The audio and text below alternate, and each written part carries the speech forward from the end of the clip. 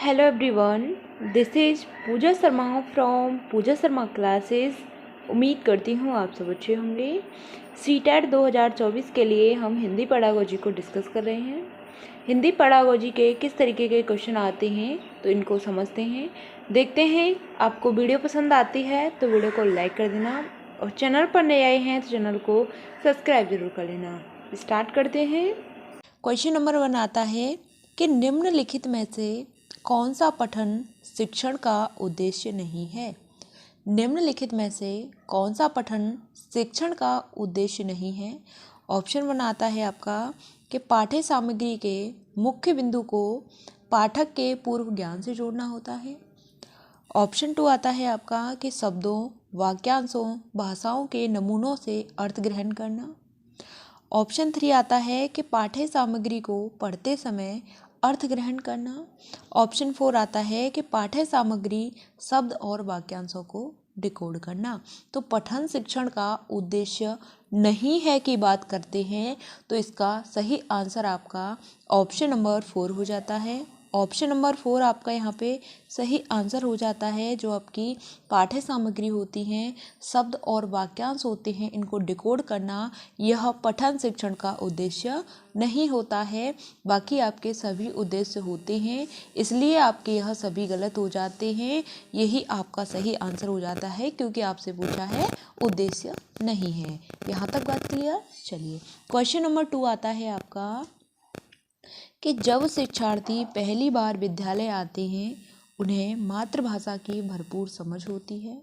अध्यापक अंग्रेजी या किसी अन्य भाषा की कक्षा में शिक्षार्थियों की मातृभाषा का इस्तेमाल कैसे कर सकती हैं। शिक्षार्थियों की मातृभाषा का इस्तेमाल कैसे कर सकती हैं। ऑप्शन 1 आता है कि अध्यापक की कक्षा सामान्य भाषा से पढ़ाना आरंभ करें, फिर शिक्षार्थी को अपनी भाषा का इस्तेमाल करने दें।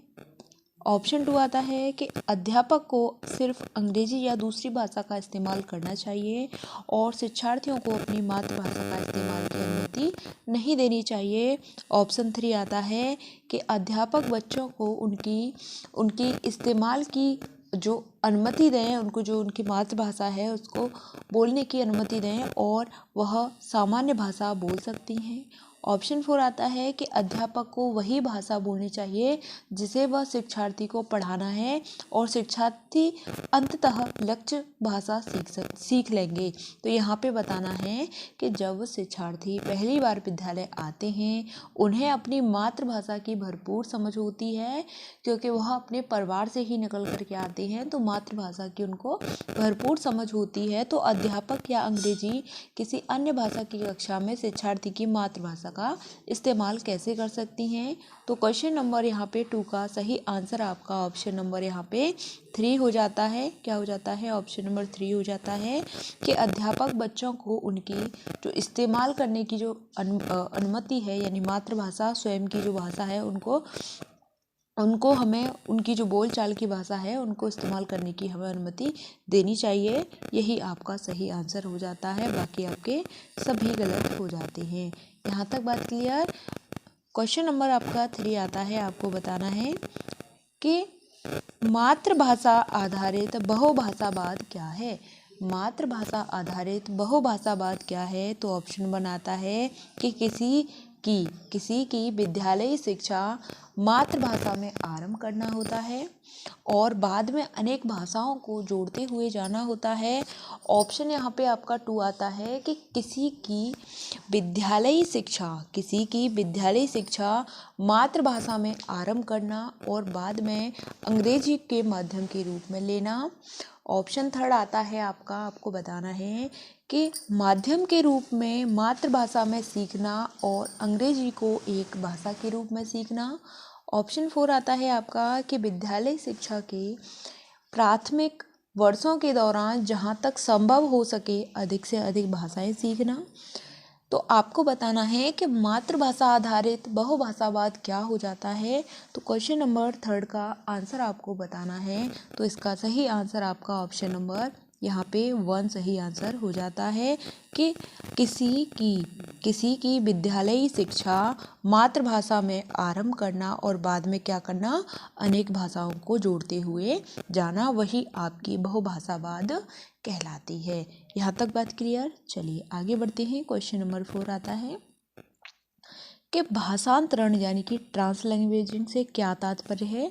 तो ट्रांसलैंग्वेजिंग आपको बतानी है, इससे क्या तात्पर्य हो जाता है। तो ऑप्शन 1 आता है कि भाषा की कक्षा में अनेक भाषाओं का शिक्षण। ऑप्शन 2 आता है कि किसी विषय वस्तु के शिक्षण अधिगम के लिए एक भाषा के बाद दूसरी भाषा का प्रयोग करना। ऑप्शन 3 आता है कि कक्षा में शिक्षा अधिगम और बोलने के लिए अनेक भाषाओं का इस्तेमाल करना। ऑप्शन 4 आता है कि सभी विषय वस्तु के साथ भाषाओं को एक ही भाषा में पढ़ाना। तो भाषांतरण यानी कि ट्रांसलैंग्वेजिंग क्या होती है, इससे क्या तात्पर्य है।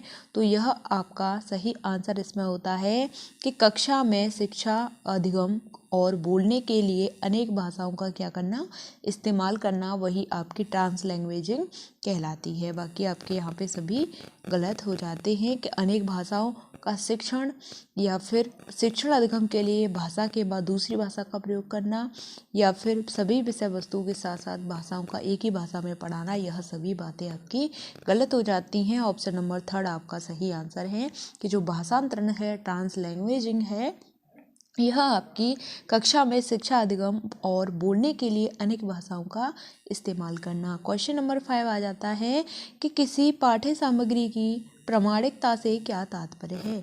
किसी पाठ्य सामग्री की प्रामाणिकता से क्या तात्पर्य है। तो ऑप्शन 1 आता है कि शिक्षार्थियों के स्तर को ध्यान में रखते हुए पाठ्य पुस्तक के लेखकों के द्वारा विकसित सामग्री होती है। ऑप्शन 2 आता है कि मूलतः किसी एक संदर्भ विशेष से उपजी सामग्री जिसमें भाषा सहज रूप से प्रयुक्त हो।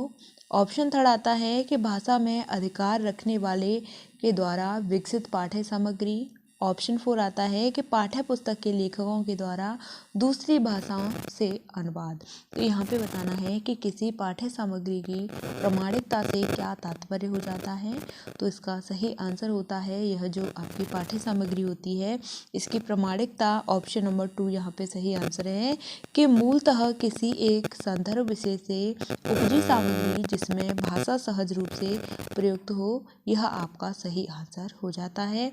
पाठ्य पुस्तक की बात करते हैं तो गलत हो जाता है, पाठ्य सामग्री भी गलत है यहाँ पे, और पाठ्य पुस्तक और लेखकों के द्वारा दूसरी भाषा से अनुवाद करना यह भी गलत हो जाता है। जो आपकी प्रामाणिकता होती है यह आपकी मूलतः किसी एक संदर्भ विशेष से उपजी सामग्री जिसमें भाषा सहज रूप से प्रयुक्त हो, यह आपका सही आंसर हो जाता है।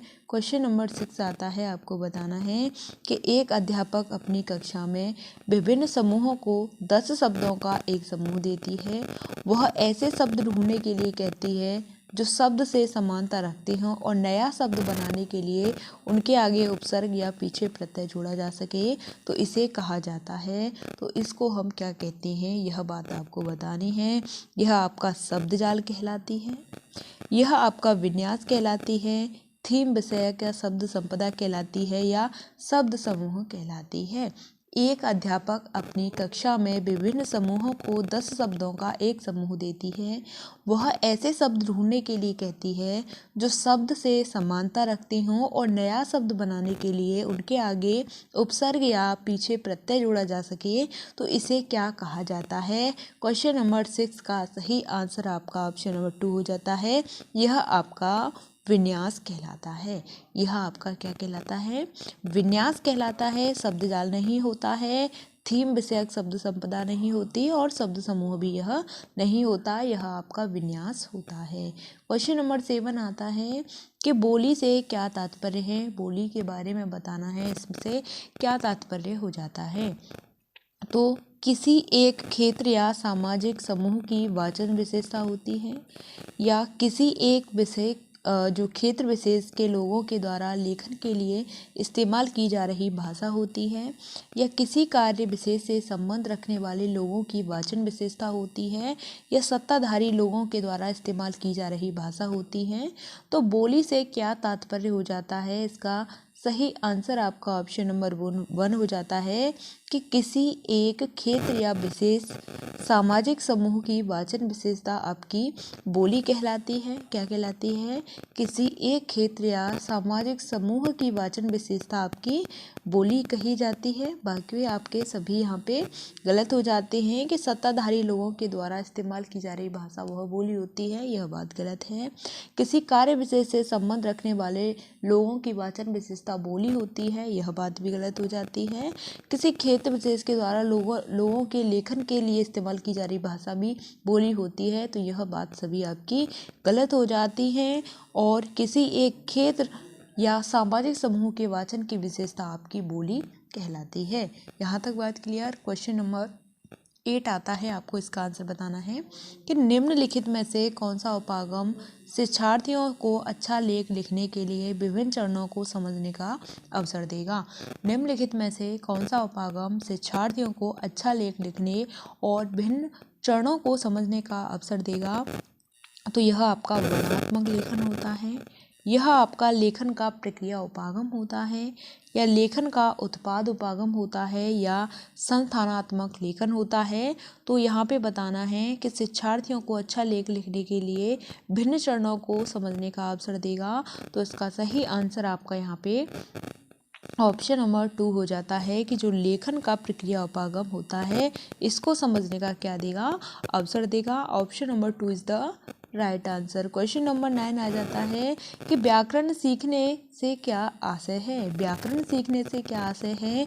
तो व्याकरण के नियम सीखना होता है, या फिर सर्वप्रथम नियम सीखना और बाद में उनका प्रयोग कर सकना होता है, या अर्थ से संदर्भ में प्रयोग करना सीखना होता है, या किसी भी भाषा के लिखित और बोले जाने वाले स्वरूप में गलतियां निकालना होता है। तो व्याकरण सीखने से क्या आशय होता है, यह बात आपको यहाँ पे बतानी है कि जो व्याकरण होती है इसे सीखने का आशय क्या हो जाता है। तो इसका आशय होता है कि अर्थ से संदर्भ में प्रयोग करना सीखना, अर्थ से संदर्भ में प्रयोग करना सीखना। ऑप्शन नंबर 3 आपका सही आंसर है। व्याकरण का नियम सीखना व्याकरण सीखने का आशय नहीं होता। सर्वप्रथम नियम सीखना बाद में उनका प्रयोग करना, यह भी आपका व्याकरण सीखने का आशय नहीं है।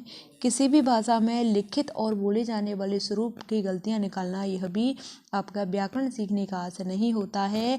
ऑप्शन नंबर यहाँ पे 3 सही आंसर हो जाता है कि अर्थ से संदर्भ में प्रयोग करना सीखना। यहाँ तक बात क्लियर। क्वेश्चन नंबर 10 आता है, आपको बताना है कि त्रुटियों से क्या अभिप्राय है? त्रुटियों से अभिप्राय आपको बताना है। तो त्रुटियां सीखने का एक संकेतक होती हैं। त्रुटियां भाषा अधिगम को बाधित करती हैं। त्रुटियां उसी समय संशोधन कर देना चाहिए त्रुटियों में, या ऑप्शन 4 आता है कि त्रुटियों की पहचान कर उनको करने से बचना चाहिए। तो यहाँ पे बताना है कि त्रुटियों से क्या अभिप्राय हो जाता है।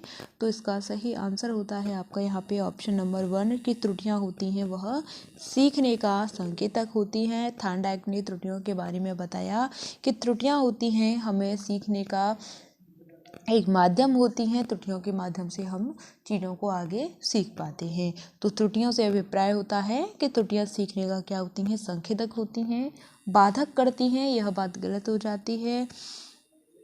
त्रुटियों में उसी समय संशोधन कर देना चाहिए, तो यह बात भी गलत है। त्रुटियों की पहचान कर उनको करने से बचना चाहिए, यह भी बात गलत है, क्योंकि त्रुटियां होती हैं उन्हीं के माध्यम से हम चीज़ों को सीख पाते हैं। यही आपका सही आंसर हो जाता है। यहाँ तक बात क्लियर? ठीक, यहाँ तक हमने आपके 10 क्वेश्चंस किए हैं जो कि आपके हिंदी पेडागोजी के थे। आपको सभी क्वेश्चंस अच्छे से समझ में आए होंगे।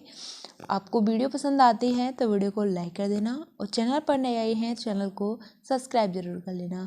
मिलते हैं फिर आपको आगे की नेक्स्ट वीडियो में, तब तक के लिए थैंक्स फॉर वॉचिंग। जय हिंद, वंदे मातरम।